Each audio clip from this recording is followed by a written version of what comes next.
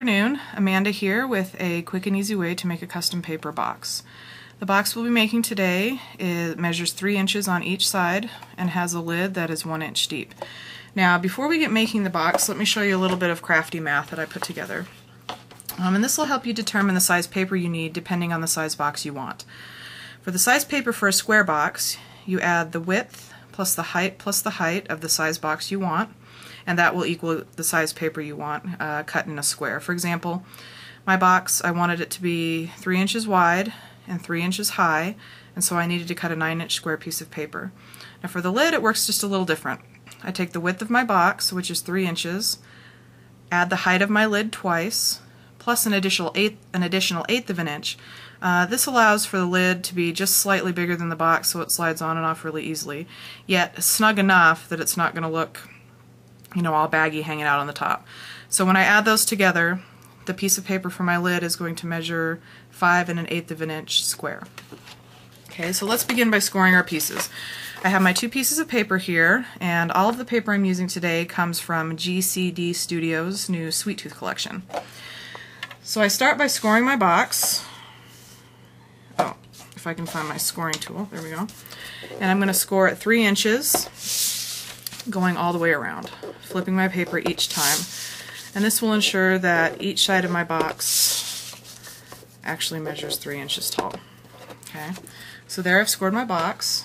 Then I'm going to go ahead and score my lid at 1 inch, again flipping all the way around, making sure it turns out nice and even. Now that the scoring's done, we're going to go ahead and cut those up. To cut the lid, we're going to cut some little side tabs.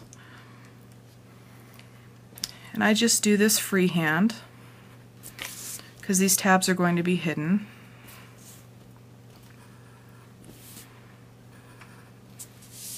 So they don't need to look too pretty. However, if you want them to look pretty, you can use a ruler, and then I just freehand cut down the line gently a couple of times.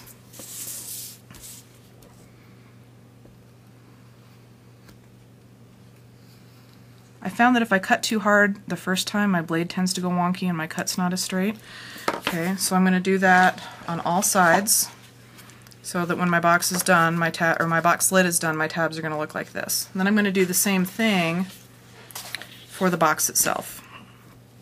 I'm just going to freehand cut some tabs in the side.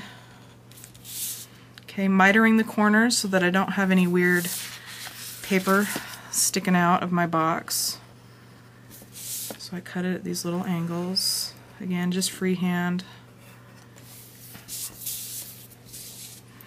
And then gently along the score a couple of times to get rid of that excess paper. Okay, cut it out just like that. And do the other side. Again, gently along the score, going as straight as possible. And you can see that one's not perfectly straight, but by the time you assemble these boxes, they're pretty forgiving. Okay, so by the time you're done, oops, I guess I should have finished this one up. Make one more cut.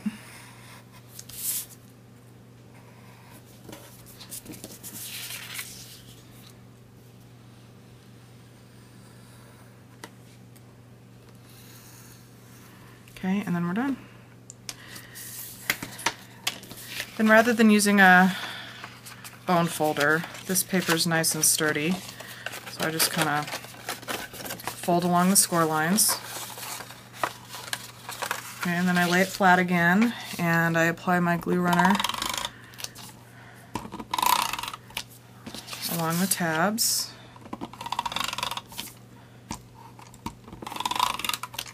Okay, and then I assemble my box.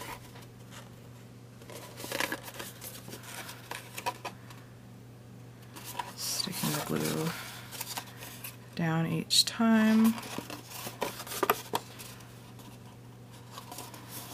And there you have it. There's the box. Okay. Then we'll do the same thing for the lid. So we get our cut piece for the lid. Oh, there it is. Gently fold along each score line.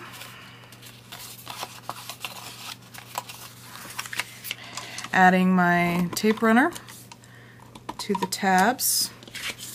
And I forgot to mention, when you're cutting your tabs, you want them to be just wider than the tape that you're going to be using to adhere it together.